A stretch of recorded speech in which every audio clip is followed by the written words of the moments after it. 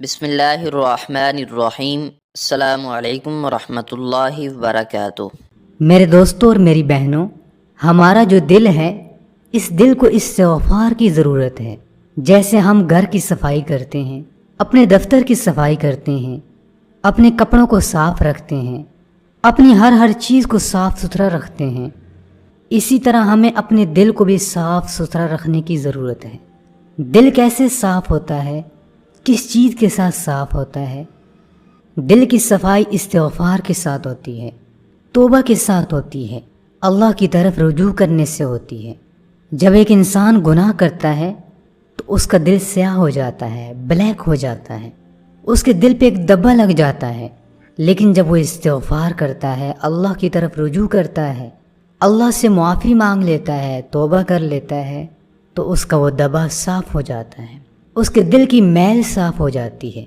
دلوں کی میل کو صاف کرنے والی چیز استغفار ہے، توبہ ہے، استغفر اللہ کی تسبیح ہے۔ میرے دوستوں اور میری بہنوں، اللہ کے سامنے استغفار کرتے رہیں اور گناہ چھوڑ دیں۔ جب ایک انسان گناہ کرتا رہتا ہے اور ہر گناہ کو معمولی سمجھتا ہے، اپنے گناہ کے لیے عذر تلاش کرتا ہے، بہانے تلاش کرتا ہے، جب کسی سے کہو کہ بھائی گناہ چھوڑ دو تو لوگوں کے بہانے کیا ہوتے ہیں کہ بھائی مجبوری ہے، اب ہم کیا کریں، ہو جاتا ہے، یہ بہانے ہیں۔ اللہ کے نبی صلی اللہ علیہ وسلم نے کیا فرمایا کہ لوگ اس وقت تک ہرگز تباہ نہیں ہوں گے، برباد نہیں ہوں گے، جب تک وہ جھوٹے عذر تلاش نہ کریں۔ جھوٹے عذر کیا ہیں؟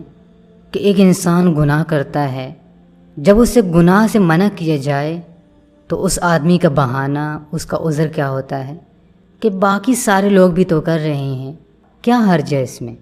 اس کو ندامت ہی نہیں ہوتی، اس کو پریشانی ہی نہیں ہوتی۔ جب اس کو ندامت نہیں ہوگی تو اللہ تعالیٰ اس کو استغفار کی توفیق کیسے عطا کرے گا؟ وہ ہر گناہ کے لیے، کوئی گناہ چھوٹا ہو یا بڑا ہو، وہ تعویل نکال لیتا ہے، وہ کوئی بہانہ تلاش کر لیتا ہے۔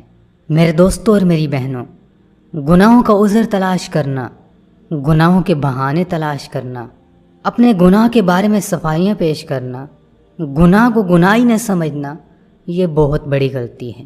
اسی انسان کو استغفار کی توفیق ملے گی جو گناہ کو گناہ سمجھے گا۔ جب تک لوگ گناہ کو گناہ سمجھتے رہیں گے، اس وقت تک اللہ انہیں تباہ نہیں کرے گا، برباد نہیں کرے گا۔ لیکن جب لوگ گناہوں کے بارے میں عذر تلاش کریں گے، بہانے تلاش کریں گے، گناہوں کو معمولی سمجھیں گے، تو اللہ تعالیٰ انہیں تباہ و برباد کر دے گا۔ اللہ کا کوئی بندہ یا اللہ کی کوئی بندی جب استغفار کرتے ہیں، توبہ کرتے ہیں، اللہ کی طرف رجوع کرتے ہیں، تو اللہ تعالیٰ کو کتنی زیادہ خوشی ہوتی ہے۔ اگر ایک انسان کی کوئی قیمتی چیز گم ہو جائے، کوئی ایسی چیز گم ہو جائے جو اس کے دل کے بہت زیادہ قریب ہو، پھر اچانک اسے وہ چیز مل جائے تو اسے کتنی زیادہ خوشی ہوگی۔ اس خوشی سے زیادہ اللہ تعالیٰ کو ایک گناہ گار کی توبہ پہ ہوتی ہے۔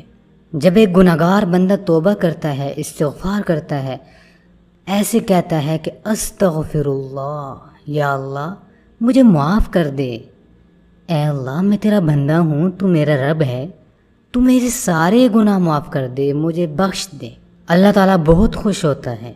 تو دیر مت کریں، اللہ کی طرف رجوع کریں، اللہ کو منا لیں۔ جب تک ہماری زندگی کی ایک ایک سانس باقی ہے، ہمارے پاس چانس ہے، موقع ہے، کہیں یہ موقع ہم سے چھین نہ لیا جائے، کہیں ہم اس موقع کو ضائع نہ کر دیں۔ اللہ سے ڈریں، اس کی طرف رجوع کریں، لوٹ آئیں، گناہوں سے نیکیوں کی طرف ہجرت کریں، گناہوں کو چھوڑ دیں، اللہ سے توفیق مانگیں کہ اے اللہ تو ہمیں ہمت دے، ہمیں اتنی طاقت دے، ہمیں اتنا جذبہ دے کہ ہم گناہ چھوڑ دیں اور نیکیوں کی طرف آ جائیں۔ اس سے ہمت تو مانگیں، توفیق تو مانگیں، حوصلہ تو مانگیں، وہ عطا کرے گا۔ اپنی غلطیوں کو سدھاریں، اس کے سامنے اپنا دامن پھیلائیں، آپ کی دعائیں بھی قبول ہوں گی، اللہ آپ سے راضی بھی ہوگا، اللہ کے رسول صلی اللہ علیہ وسلم آپ سے خوش ہوں گے، دنیا بھی بنے گی اور آخرت بھی بنے گی۔ جنت میں اللہ تعالیٰ نے بڑے بڑے محلات تیار کیے ہوئے ہیں۔ وہ محلات، وہ باغات کس کے لیے ہیں؟ وہ آسائشیں کس کے لیے ہیں؟ وہ آرام کس کے لیے ہے؟ اللہ کے بندوں کے لیے ہی تو ہے۔